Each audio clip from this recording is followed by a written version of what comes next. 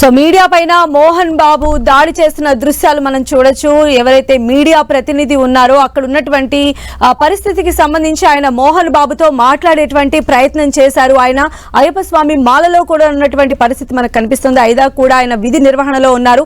అయితే ఆవేశంతో ఊగిపోతున్నటువంటి మోహన్ బాబు ఆ మీడియా ప్రతినిధి పైన దాడి చేస్తున్న దృశ్యాలు మనం టీవీ స్క్రీన్ పైన కూడా చూడొచ్చు. ఇదే విధంగా బౌన్సర్లు కూడా మిగిలిన మీడియా ప్రతినిధులను విచక్షణ రహితంగా నెట్టివేసేటువంటి దృశ్యాలు కూడా మనం చూడొచ్చు.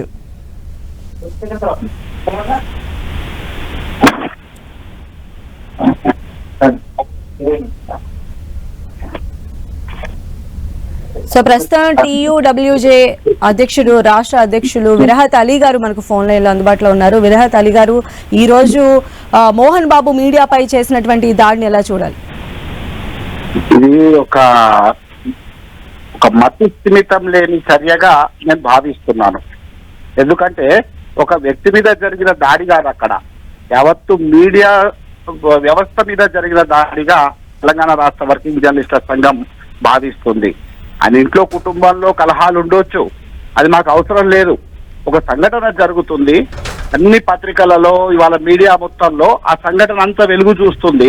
ఆ క్రమంలో తన విధి నిర్వహణలో భాగంగా రంజిత్, TV9 కరెస్పాండెంట్ రంజిత్, అట్లాగే ఇంకా ఇతర మీడియా మిత్రులు అక్కడికి వెళ్తే వివరణ అడిగితే తన వివరణ చెప్పడానికి సిద్ధంగా లేనప్పుడు నేను చెప్పనని చెప్తే సరిపోతుంది.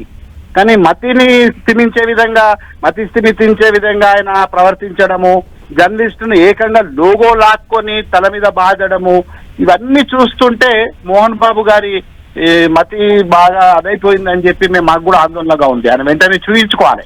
ఎందుకంటే ఇది క్షమించరాని సంఘటన. ఒకవేళ అక్కడ రిపోర్టర్కి ఇంకా హెడ్ ఇంజరీ సీరియస్ అయితే అతని కుటుంబానికి కానీ వాళ్ళ ఫ్యామిలీకి కానీ ఎవరు భరోసా ఇచ్చేవాళ్ళు. కనుక దీన్ని మేము చాలా సీరియస్ గా పరిగణిస్తున్నాం. ఇది యావత్తు మీడియా మీద రంగం మీద జరిగిన దాడిగా భావిస్తున్నాం. వెంటనే మోహన్ బాబు గారి మీద హత్యాయత్నం కేసు నమోదు చేయాలి. ఎందుకంటే ఇటీవల కాలంలో ఇలాంటి సంఘటనలు జరగలేదు రాష్ట్రంలో. రిపోర్టర్లను అవమానించిండ్రు, రిపోర్టర్లను బెదిరించిండ్రు, కానీ ఏకంగా గాయపరిచే విధంగా అందరి ముందు, అది కూడా ఒంటరిగా అందరి ముందు కూడా తల మీద బాధేయడం వంటి చర్య అనేది క్షమించరాని చర్య, సహించరాని చర్యగా తెలంగాణ రాష్ట్ర వర్కింగ్ జర్నలిస్టుల సంఘం భావిస్తుంది.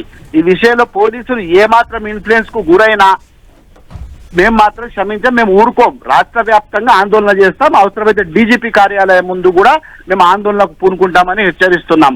ప్రత్యేకంగా ప్రభుత్వ పెద్దలు దీన్ని సీరియస్ గా తీసుకోవాలి. ఈ తెలంగాణ రాష్ట్రంలో మానవ హక్కుల పరిరక్షణ ఉండాలి, భావ ప్రకటన స్వేచ్ఛ ఉండాలి. కొత్తగా ఏర్పడినటువంటి ఈ రాష్ట్రంలో కనుక మానవ హక్కులు, భావ ప్రకటన స్వేచ్ఛ ఇక్కడ తెలంగాణ రాష్ట్రంలో బాగున్నాయి అని మనం చాటుకోవాలి అంటే ఇలాంటి సంఘటనల మీద స్పందించాల్సిన బాధ్యత ప్రభుత్వ పెద్దల మీద ఉంటది. వెంటనే వాళ్ళు కూడా ఆదేశాలు జారీ చేయాలి. పోలీసు ఉన్నతాధికారులకి మోహన్ బాబును వెంటనే అరెస్ట్ చేయమని చెప్పి కేసులు నమోదు. విరాట్ అలీ గారు, అంటే జనరల్ గా కూడా బాధ్యత అయితే ఫోర్త్ ఎస్టేట్ గా ఉన్నటువంటి జర్నలిస్టులు అందరూ కూడా తమ ప్రాణాలను పణంగా పెట్టి వార్తను వార్తగా చూపించడానికి ఎంతో సాహసాలు చేస్తూ ఉంటారు. బట్ ఈ రోజు వెళ్ళినటువంటి పరిస్థితిలో అంటే ఒక జర్నలిస్ట్ పైన ఆయన చేసినటువంటి విచక్షణ రహితమైనటువంటి ఆ దాడి కావచ్చు, లేదా బౌన్సర్లు మీడియా పైన చేసినటువంటి ఇది కావచ్చు, దీనిపైన అంటే జర్నలిస్టులకి సంబంధించి భద్రత విషయంలో కానీ, లేదా అంటే నెక్స్ట్ ఇలాంటి ఘటనలు పునరావృతం కాకుండా ఉండాలంటే ఏం చేస్తే బాగుంటుంది అంటారు? ఖచ్చితంగా దీన్ని ఒక చర్యకి మనం అక్కడే దాన్ని ఆ కలుపు మొక్కను మనం వేరేస్తే, ఇలాంటి చర్యలకు పాల్పడ ఒక పంట చేను నాశనం చేస్తే ఒక కలుపు మొక్క ఉంటే ఆ కలుపు మొక్కను ఏరేస్తే పంటను మొత్తం రక్షించినట్టు లెక్క మనం. కనుక సమాజంలో ఇట్లా భావ ప్రకటన స్వేచ్ఛను అడ్డుకునే వాళ్ళని వెంటనే మరొక్కసారి ఇలాంటి చర్యలకు పూనుకోకుండా ఒక శిక్ష ఉండాలి. వాళ్ళ మీద చర్యలు ఉండాలి.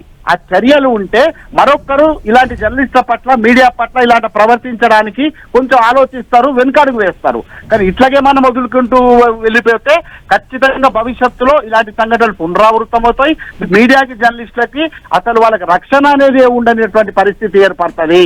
కనుక ఈ సంఘటనను చాలా తీవ్రంగా పరిగణించాలి. ఏదో ఆత్మహత్య సంఘటన కాదు. మోహన్ బాబు ఇంట్లో కుటుంబ కలహాలు ఉండొచ్చు, అది మాకు అనవసరం, అది ఆయన వ్యక్తిగత విషయం. కానీ అక్కడ జరుగుతుంది ఆ తంతుని మొత్తం బహిర్గతంగా ఒక మీడియా బాధ్యత అక్కడ జరుగుతున్న విషయాన్ని బయటకు తీసుకురావడం అనేది. ఆ క్రమంలో పోలీస్ స్టేషన్ లో కూడా కేసు ఫైల్ అయింది కాబట్టి డెఫినెట్ గా కూడా చూపించాల్సిన బాధ్యత మన పైన ఉంటుంది. సక్సెషన్ లో ఉన్నాడు. ఆ సక్సెషన్ లో ఉన్నంత మాత్రాన నువ్వు నీ కుటుంబం మీద చేసుకో, నీ దాన్ని అమలు పరుచుకో, కానీ దాని మీద కానీ ఒక జర్నలిస్ట్ ని నువ్వు లోగో తీసుకొని తల మీద బాధడం అంటే నీ మతి ఎంత భ్రమించిందని అర్థం చేసుకోవాలి. మేము సభ్య సమాజం మొత్తం గమనిస్తుంది నీ యాటిట్యూడ్ ని. ఇంత నువ్వు గతంలో నువ్వు ఒక సినిమా ఇండస్ట్రీలో ఒక గొప్పడి కావచ్చు, గతంలో ఒక పెద్ద ఉన్నతమైన పదవులు కూడా చేపట్టావు రాజకీయ పార్టీల ద్వారా. మరి నీకు అంత ఇంకిత జ్ఞానం లేకుంటే ఎట్లా? ఒక మీడియాతోని నేను ఎట్లా ప్రవర్తించాలి, వాళ్ళతో ఎట్లా మెదలాలనేది కూడా తెలియకుంటే ఎట్లా? ఇది చాలా తప్పు. దీన్ని చాలా సీరియస్ గా మేము కూడా దీన్ని సీరియస్ గా పరిగణించి మేము రాష్ట్ర కమిటీలో చర్చించి మేము కూడా తగు కార్యాచరణ రూపొందిస్తామని చెప్పి మేము ఈ సందర్భంగా తెలుపుకుంటున్నాం. అలీ గారు, ఇప్పటికే మనం చూస్తూ ఉన్నాము మోహన్ బాబు ఇంటి దగ్గర జర్నలిస్టులు అందరూ కూడా తమ ఆవేదన వ్యక్తం చేస్తూ మోహన్ బాబు ఖచ్చితంగా క్షమాపణ చెప్పాలి, బయటికి రావాలని కూడా వాళ్ళు డిమాండ్ చేస్తున్నారు. వాళ్ళకి మీరు ఎలాంటి సపోర్ట్ చేస్తారండి?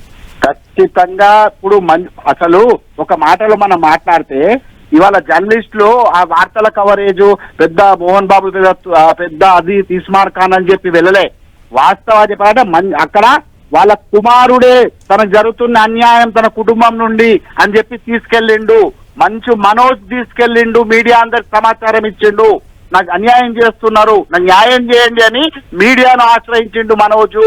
ఆ విషయం మోహన్ బాబు గారు గుర్తించాలి. మీరు ఏదో చేసారు కానీ ఫస్ట్ మీ కుటుంబాన్ని మీరు సెట్ చేసుకోండి, ఆ కుటుంబంలో ఏర్పడ్డ కలహాన్ని మీరు సరిదిద్దుకోండి. కానీ ఇది కాదు. ఈ సంఘటన పట్ల జర్నలిస్టులకి మీడియాకి ఎవరైతే పూర్తి స్థాయిలో మద్దతుగా నిలబడతారో వాళ్ళకి మేము పూర్తిగా అండగా ఉంటాం. వాళ్ళ పక్షాన నిలబడి మేము కూడా పోరాటం చేస్తాం. థ్యాంక్ యూ సో మచ్ అండి విరాహత్ అలీ గారు.